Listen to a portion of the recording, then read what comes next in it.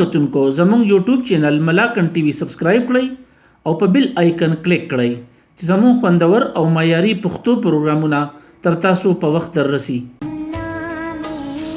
دا یو روښانه حقیقت دی چې د استاد عظمت او مقام پیژندلې او تعلیم یې په خپلو ترجیحاتو کې شمېر کړی هغه قومونه د ترقۍ په میدان کې بریالي شوي. نن د آل ټیچرز اسوسییشن لنډي کوتل څانګې د استادانو یو اهمه غونډه د لنډي کوتل بازار دفتر کې وشوه چې پکې د لنډي کوتل څانګې استادانو په ګڼ شمېر کې ګډون وکړو.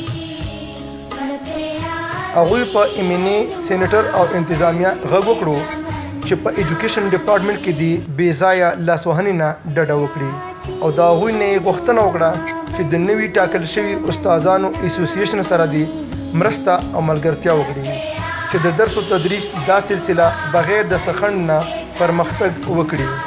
دوی استادانو ته هم خبرداری ورکړو چې خپلې ټولې تعلیمي هلې ځلې دي د ماشوم د ښه سباوند لپاره ګټورې وګرځوي.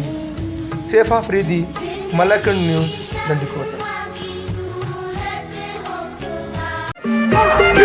ګرانو کتونکو زموږ یوټیوب چینل ملاکن ټي وي سبسکرایب کړئ او په بیل آیکن کلیک کړئ چې زموږ خوندور او معیاري پښتو پروګرامونه تر تاسو په وخت دررسي.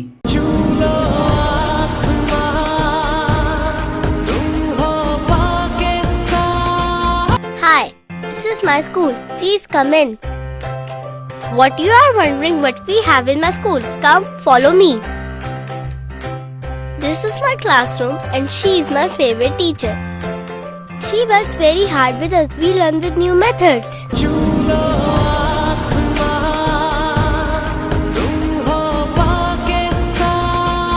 علم رڼا ده او کوم قومونو چې ترقی کړې ده د علم په بنیاد باندې کړې ده.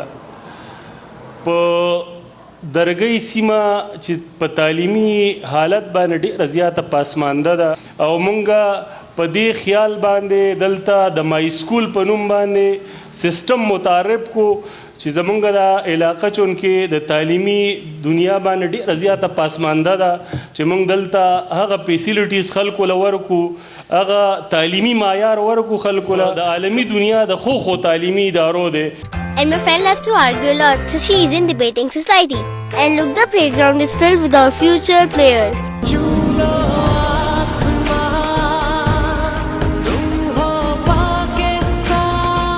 په دقیق سوچ باندې مونږ دلته مای سکول سیستم راوړو. دا مای سکول سیستم چې مونږ به د پلی ګروپ نه د سیکنډ کلاسه پورې د اډمیشن کو چې د ناظر قرآن به مونږه د پلی ګروپ نه سټارټ اخلو.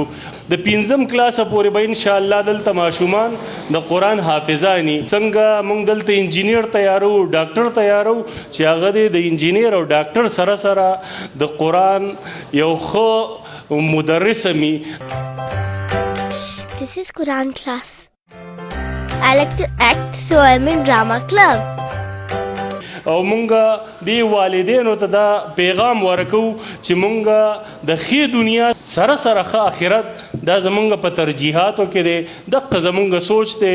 ان شاء الله العزیز مونږ به د دقه نه ابتدا کو. په دغه سوچ باندې به دا تعلیمي اداره او دا تعلیمي سفر ان شاء الله مونږ جاری ساتو.